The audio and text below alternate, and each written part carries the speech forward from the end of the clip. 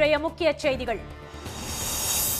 இந்தியாவில் மரபணு மாற்ற பயிர்களை களமிறக்க ட்ரம்ப் நிர்வாகம் நெருக்கடி. இழுபறி நீடிப்பதால் இடைக்கால ஒப்பந்தத்தை நிறைவேற்ற தீவிரம். கடன் சுமையால் விவசாயிகள் கொல்லப்படுவதாக ராகுல் காந்தி வேதனை. வருமானத்தை உயர்த்துவதாக கூறிய மோடி வாழ்நாளை பாதியாக்கிவிட்டதாக விமர்சனம். மாநிலம் முழுவதும் ஓரணியில் தமிழ்நாடு பரப்புரை தொடக்கம். சென்னையில் வீடு வீடாக சென்று மக்களை சந்தித்தார் ஸ்டாலின். ஆளுநர் நிகழ்ச்சிக்கு அனுமதி மறுத்த கேரள பல்கலைக்கழக பதிவாளர் இடைநீக்கம். அதிகார வரம்பை மீறி துணைவேந்தர் நடவடிக்கை எடுத்ததால் சர்ச்சை.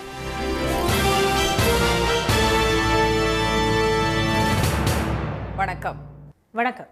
இந்தியா மீதான அமெரிக்காவின் பரஸ்பர வரி விதிப்புக்கான கெடு 9ஆம் தேதி முடிவடையும் நிலையில் இரு நாடுகளுக்கும் இடையே அடுத்த 48 மணி நேரத்துக்குள் இடைக்கால ஒப்பந்தத்தை நிறைவேற்ற தீவிர பேச்சுவார்த்தை நடைபெற்று வருகிறது. அமெரிக்க அதிபராக 2வது முறையாக பதவியேற்ற ட்ரம்ப் தனது அதிரடி அறிவிப்புகளால் உலக நாடுகளிடையே பரபரப்பை ஏற்படுத்தி வருகிறார். உக்ரைன் முதல் ஈரான் வரை அனைத்து நாடுகளின் பிரச்சனைகளிலும் அமெரிக்காவின் தலையீடு அதிகரித்து வரும் நிலையில் உக்ரைன் மீது தாக்குதல் நடத்தும் ரஷ்யாவுக்கு நெருக்கடி கொடுக்க அந்த நாட்டிடம் கச்சா எண்ணெய் பெற்று வரும் இந்தியா, சீனா மீது 500% வரி விதிக்க வகை செய்யும் மசோதா அமெரிக்க நாடாளுமன்றத்தில் ட்ரம்ப் ஒப்புதலுடன் முன்மொழியப்பட்டுள்ளது. இதேபோல் அதிக வரி விதிக்கும் நாடுகள் மீது பரஸ்பர வரி விதிக்கப் போவதாக கடந்த ஏப்ரல் மாதம் ட்ரம்ப் மிரட்டிய 60 நாடுகளில் ஒன்றான வியட்நாமுடன் பல சலுகைகளுடன் அமெரிக்கா வர்த்தக ஒப்பந்தம் செய்து கொண்டுள்ளது. இதை தமது ட்ரூத் சோஷியல் சமூக வலைதள பக்கத்தில் அறிவித்த ட்ரம்ப், அமெரிக்காவுக்கு ஏற்றுமதி செய்யும் வியட்நாம் பொருட்களுக்கு இனி 46%க்கு பதில் 20% வரி செலுத்தினால் போதும் என்று கூறியுள்ளார். அதே சமயம் வியட்நாமுக்கு அமெரிக்கா ஏற்றுமதி செய்யும் பொருட்களுக்கு எந்த வரியும் கிடையாது. இந்தியா மீதும் 100% பரஸ்பர வரி விதிக்கப் போவதாக முதலில் அச்சுறுத்திய ட்ரம்ப் பின்னர் அதை 26%ஆக குறைத்து ஜூலை 9ஆம் தேதி வரை ஒத்திவைத்துள்ளார். இந்த நிலையில் அந்த கெடு முடிய இன்னும் 6 நாட்களே உள்ள நிலையில் வாஷிங்டனில் இரு நாட்டு வர்த்தகத்துறை அதிகாரிகளிடையே நடைபெற்று வரும் பேச்சுவார்த்தை இறுதிக்கட்டத்தை எட்டியுள்ளது. இதனை ஏர்போர்ஸ் விமானத்தில் செய்தியாளர்களிடம் பேசுகையில் உறுதிப்படுத்திய ட்ரம்ப், மிக குறைந்த வரிகளை கொண்டதாகவும் அமெரிக்க நிறுவனங்கள் இந்தியாவில் களமிறங்க வசதியாகவும் இந்த ஒப்பந்தம் அமையும் என்று கூறினார். ஆனால் அமெரிக்காவில் விளையும் மரபணு மாற்றம் செய்யப்பட்ட சோளம், சோயாபீன்ஸ் ஆகியவற்றையும் கரும்பு சக்கையிலிருந்து எடுக்கப்படும் எத்தனால் மற்றும் பால் பொருட்களையும் இந்தியாவில் தாராளமாக களமிறக்க ட்ரம்ப் நிர்வாகம் நெருக்கடி கொடுப்பதால் ஒப்பந்தம் இறுதியாவதில் இழுபறி நிலவுவதாக கூறப்படுகிறது. எனவே அதை தவிர்த்த மற்ற அம்சங்களை உள்ளடக்கிய இடைக்கால ஒப்பந்தம் ஒன்றை செய்து கொள்ள இரு நாடுகளும் முடிவு செய்திருப்பதாகவும் இந்த இடைக்கால ஒப்பந்தம் 48 மணி நேரத்துக்குள் கையெழுத்தாகலாம் என்றும் செய்திகள் வெளியாகியுள்ளன.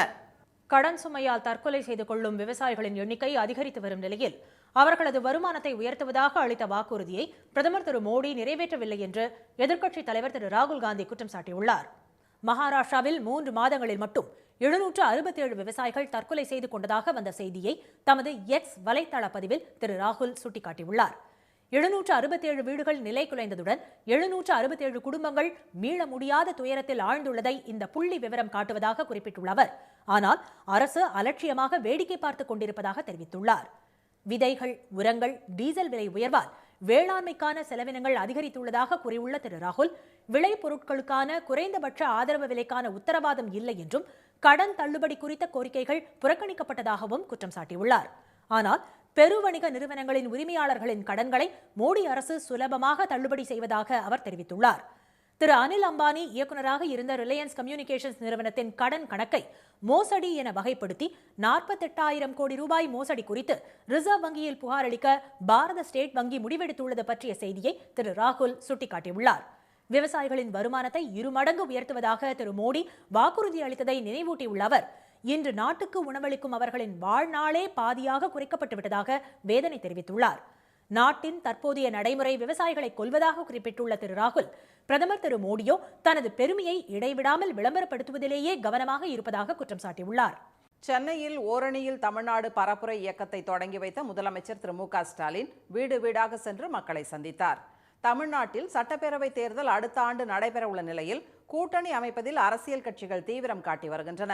இந்நிலையில் தமிழ்நாட்டுக்கான திட்டங்களை புறக்கணித்து தமிழ் பண்பாட்டின் பெருமையை நிராகரித்து மக்களிடையே மதவாத பிரிவினையை உருவாக்க நினைப்பவர்களுக்கும் அவர்களுக்கு துணை போகும் துரோகிகளுக்கும் தமிழ்நாட்டில் இடமில்லை என்பதை உறுதி செய்ய ஓரணியில் தமிழ்நாடு பிரச்சார இயக்கத்தை ஒருங்கிணைக்க வேண்டும் என திமுகவினருக்கு திரு ஸ்டாலின் உத்தரவிட்டார்.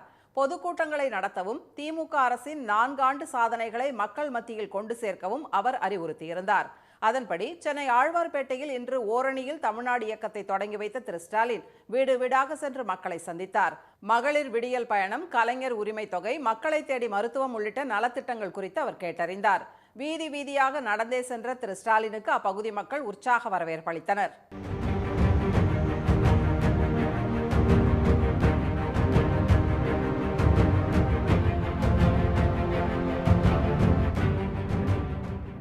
வீட்டு வாயிலுக்கே முதலமைச்சர் வந்து தங்களை சந்தித்து குறைகளை கேட்டது மகிழ்ச்சி அளிப்பதாக பெண்கள் தெரிவித்தனர். ஓரணியில் தமிழ்நாடு பிரச்சார இயக்கத்தின் நோக்கத்தை விளக்கிய அவர் நலத்திட்டங்களால் கிடைத்த பயன்கள் குறித்து கேட்டறிந்ததாகவும் அவர்கள் கூறினர். எங்கள் குறைகள்லாம் கேட்டார். என்ன எப்படி இருக்குது, என்ன எங்கள் ஆட்சி எப்படி செயல்படுறாங்க என்னன்றதை கேட்டாங்க. எல்லாமே நல்லா தான் இருக்குது. மகளிருக்கு 1000 ரூபாய் மாதம் சுய உதவி கொடுக்குறாரு. பஸ் எல்லாம் ஃப்ரீ பஸ்ஸு விடுறாரு. மற்றபடி மேலும் மேலும் அவர் நல்லா இருக்க வாழ்த்துக்கள்.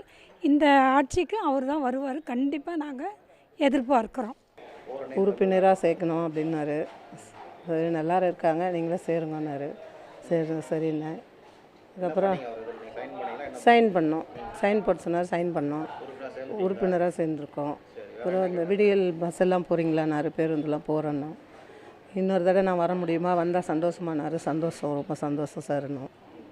அவ்வளோதான் சார். ஒருத்தர் அதை கேட்டுக்கிட்டே இருந்தார். நம்ம பதில் சாரி சரின்னு சொன்னோம் சார். ரொம்ப சந்தோஷம் சார், சந்தோஷங்க அப்படின்னாரு. ஓரணியில் தமிழ்நாடு பிரச்சார இயக்கம் குறித்து எக்ஸ் தளத்தில் திரு ஸ்டாலின் வெளியிட்டுள்ள பதிவில் தமிழகத்தின் மண், மொழி, மானம் காக்க சாதி, மதம், அரசியல் கடந்து ஓரணியில் தமிழ்நாடு வெல்லட்டும் என்று தெரிவித்துள்ளார். இதற்காக அடுத்த 45 நாட்கள் மாவட்ட செயலாளர்கள், சட்டப்பேரவை உறுப்பினர்கள், நாடாளுமன்ற உறுப்பினர்கள், மூத்த தலைவர்கள் என அனைவரும் பிரச்சாரத்தில் ஈடுபட்டு தமிழகத்தில் உள்ள அனைவரையும் ஒன்றிணைக்க வேண்டும் என்று அவர் கேட்டுக்கொண்டுள்ளார். தமிழ்நாட்டின் மற்ற பகுதிகளிலும் ஓரணியில் தமிழ்நாடு பிரச்சாரத்தில் திமுகவினர் ஈடுபட்டனர். நாகை, மதுரை, கோவை உள்ளிட்ட பல இடங்களிலும் தமிழகத்தின் உரிமைகளை பறிக்க துடிக்கும் மத்திய பாஜக அரசின் அத்துமீறல்கள் குறித்த துண்டு பிரசுரங்கள் மக்களுக்கு விநியோகம் செய்யப்பட்டன. கேரள பல்கலைக்கழக துணைவேந்தர் அதிகார வரம்பை மீறி பதிவாளரை இடைநீக்கம் செய்துள்ளதாக சர்ச்சை எழுந்துள்ளது. அந்த பல்கலைக்கழகத்தின் செனட் அரங்கில் கடந்த 25ஆம் தேதி நிகழ்ச்சி ஒன்றை நடத்த ஸ்ரீ பத்மநாபா சேவா சமிதி என்ற தனியார் அமைப்பு அனுமதி பெற்றது. ஆனால் அந்த நிகழ்ச்சியில் பாரத மாதாவின் உருவப்படம் காவி கொடியை ஏந்தியவாறு அமைக்கப்பட்டிருந்ததால் இந்திய மாணவர் கூட்டமைப்பு கடும் எதிர்ப்பு தெரிவித்து போராட்டத்தில் ஈடுபட்டது. காவி கொடியுடன் கூடிய பாரத மாதா உருவப்படத்தை அகற்ற வேண்டும் என்று வலியுறுத்தியதால் மாணவர்களுக்கும் பத்மநாபா சேவா சமிதி அமைப்பினருக்கும் இடையே மோதல் ஏற்படும் சூழல் ஏற்பட்டது. இதனால் நிகழ்ச்சிக்கான அனுமதியை ரத்து செய்து பதிவாளர் திரு அனில்குமார் உத்தரவிட்டார். ஆனால் அதற்கு தண்டனை அளிக்கும் வகையில் திரு அனில்குமாரை நேற்று பணியிடை நீக்கம் செய்து துணைவேந்தர் திரு மோகனன் குன்னுமல் உத்தரவிட்டார். கேரள பல்கலைக்கழகத்தின் வேந்தரும் ஆளுநருமான திரு ராஜேந்திர விஸ்வநாத் அர்லேக்கர் மேடையில் இருக்கும் போதே நிகழ்ச்சியை ரத்து செய்து பதிவாளர் உத்தரவிட்டதாக அவர் குற்றம் சாட்டியுள்ளார். துணைவேந்தரின் நடவடிக்கைக்கு எதிர்ப்பு தெரிவித்துள்ள பதிவாளர் திரு அனில்குமார் நிகழ்ச்சிக்கு ஆளுநர் வருவதற்கு முன்பாகவே அனுமதியை ரத்து செய்ததாகவும் அதற்கு தம்மிடம் ஆதாரம் உள்ளதாகவும் தெரிவித்துள்ளார். துணைவேந்தரின் நடவடிக்கை கேரள அரசியலில் பெரும் சர்ச்சையை ஏற்படுத்தியுள்ளது. அவருக்கு எதிர்ப்பு தெரிவித்து நேற்று ஆளுநர் மாளிகையை முற்றுகையிட்ட SFI அமைப்பினர் ஆளுநருக்கு எதிராக கண்டன முழக்கங்கள் எழுப்பினர்.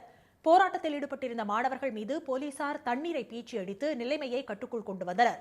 அதனைத் தொடர்ந்து ஆளுநர் மாளிகை முன்பு அமர்ந்து போராட்டத்தில் ஈடுபட்ட GYFI அமைப்பினர் கேரள பல்கலைக்கழகத்தை காவிமயமாக்க ஆளுநர் முயற்சிப்பதாக குற்றம் சாட்டினர்.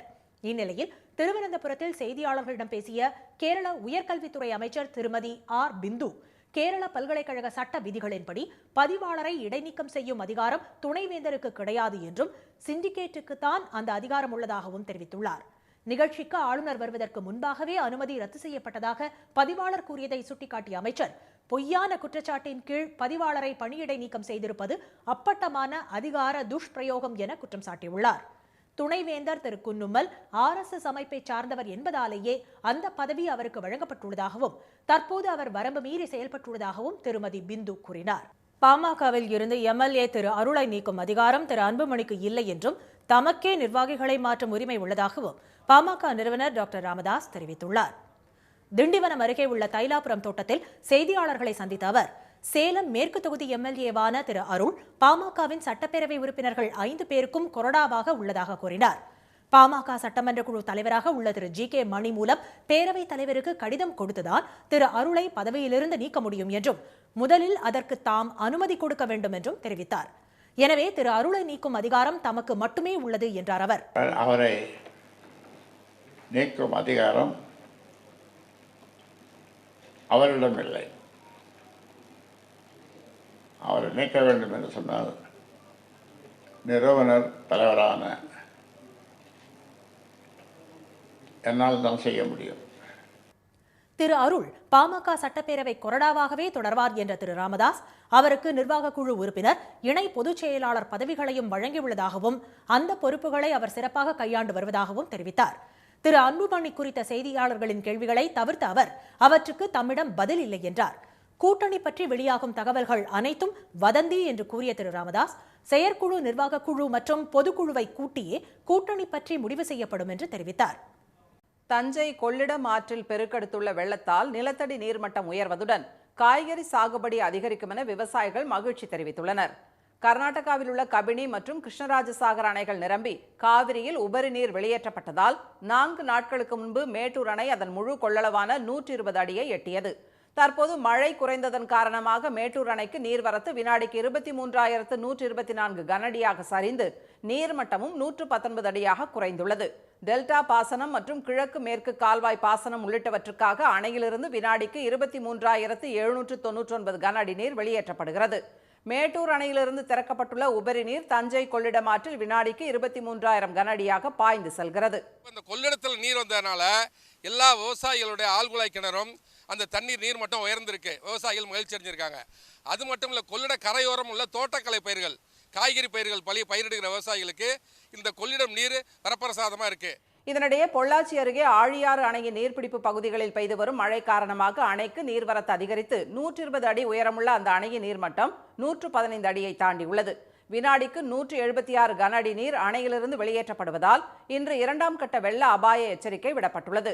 இதனிடையே மேற்கு திசை காற்றின் வேக மாறுபாடு காரணமாக தமிழகம் மற்றும் புதுச்சேரியில் வரும் 7ஆம் தேதி மிதமான மழையும், நீலகிரி மற்றும் கோவை மாவட்டத்தின் மலைப்பகுதிகளில் இன்று முதல் 3 நாட்களுக்கு கனமழையும் பெய்யும் என சென்னை வானிலை மையம் தெரிவித்துள்ளது. சென்னை மற்றும் புறநகர் பகுதிகளில் நாளை வரை மிதமான மழைக்கு வாய்ப்புள்ளதாக வானிலை மையம் கூறியுள்ளது. இனி வருவது செய்தி துளிகள். பிரதமர் திரு மோடிக்கு கானா நாட்டின் உயரிய விருது வழங்கப்பட்டுள்ளது. 5 நாடுகளில் சுற்றுப்பயணம் மேற்கொண்டுள்ள திரு மோடி நேற்று கானா சென்றபோது அவருக்கு சிறப்பான வரவேற்பு அளிக்கப்பட்டது.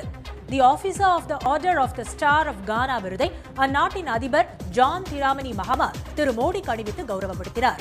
இதற்காக கானா மக்களுக்கும் அரசுக்கும் நன்றி தெரிவித்துள்ள திரு மோடி, இந்த கௌரவம் இரு நாடுகளிடையிலான வரலாற்று உறவுகளுக்கு அர்ப்பணிக்கப்பட்டுள்ளது என குறிப்பிட்டுள்ளார். கானா மக்களுக்கு இந்தியா எப்போதும் துணை நின்று நம்பகமான நட்பு நாடாக பங்களிக்கும் என்றும் அவர் தெரிவித்துள்ளார். இந்தியா அமெரிக்கா இடையிலான 10 ஆண்டு கால பாதுகாப்பு செயல்முறை ஒப்பந்தத்தில் இரு நாடுகளும் விரைவில் கையெழுத்திட உள்ளதாக அமெரிக்க ராணுவ தலைமையகம் பென்டகன் தெரிவித்துள்ளது. இது தொடர்பான செய்திக்குறிப்பில் அமெரிக்க வெளியுறவு அமைச்சர் பீட் ஹெக்ஸெட், இந்திய பாதுகாப்பு அமைச்சர் திரு ராஜ்நாத் சிங் ஆகியோர் கடந்த 1ஆம் தேதி தொலைபேசியில் பேசியதைத் தொடர்ந்து இந்த ஒப்பந்தத்தில் கையெழுத்திட முடிவு செய்யப்பட்டுள்ளதாக தெரிவிக்கப்பட்டுள்ளது. இதனிடையே ஏற்கனவே செய்யப்பட்ட ஒப்பந்தத்தின் அடிப்படையில் அமெரிக்காவின் அபாச்சி AH-64E அட்டாக் ரகத்தைச் சேர்ந்த 3 ஹெலிகாப்டர்கள் முதல் கட்டமாக இந்தியாவுக்கு அடுத்த 2 வாரங்களுக்குள் வழங்கப்பட உள்ளதாக செய்திகள் வெளியாகியுள்ளன. நீட் தேர்வின் போது மின்தடையால் பாதிக்கப்பட்டதாக கூறி மறு தேர்வு நடத்த கோரிய மேல்முறையீட்டு வழக்குகளை சென்னை உயர்நீதிமன்றம் தள்ளுபடி செய்துள்ளது.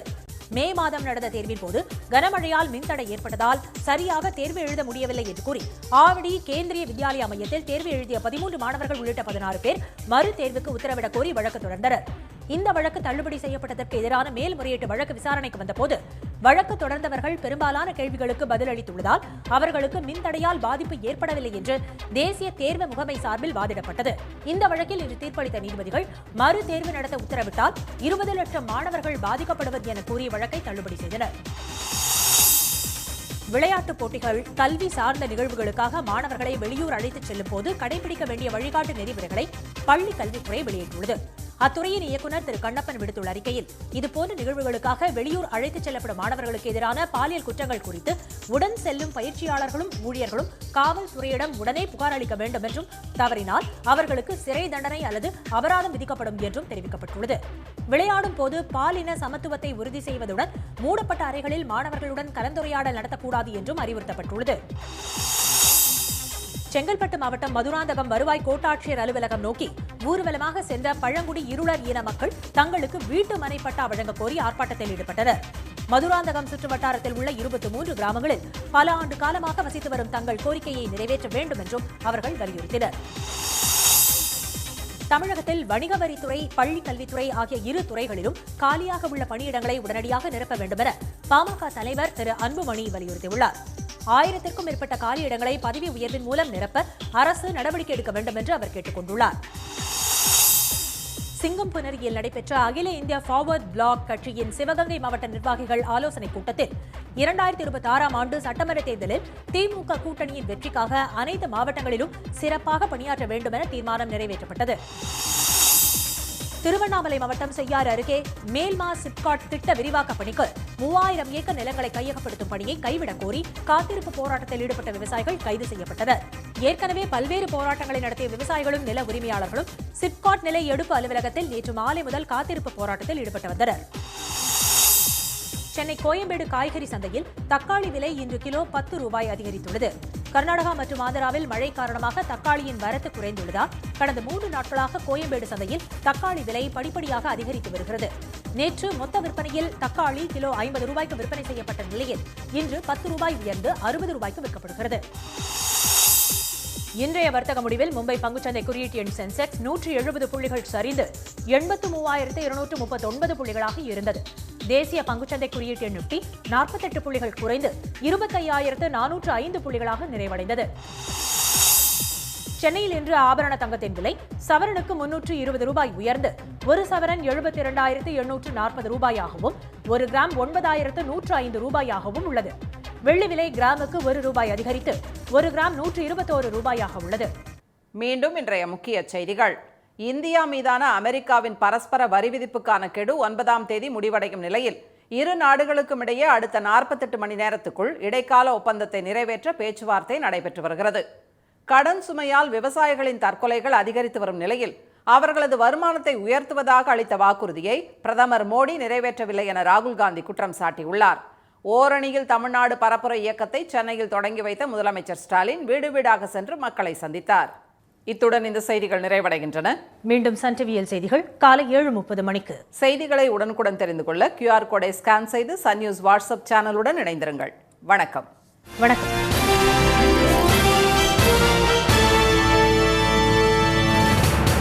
உடனுக்குடன் செய்திகளை தெரிந்து கொள்ள சன் நியூஸ் பெல் ஐகானை கிளிக் பண்ணுங்க.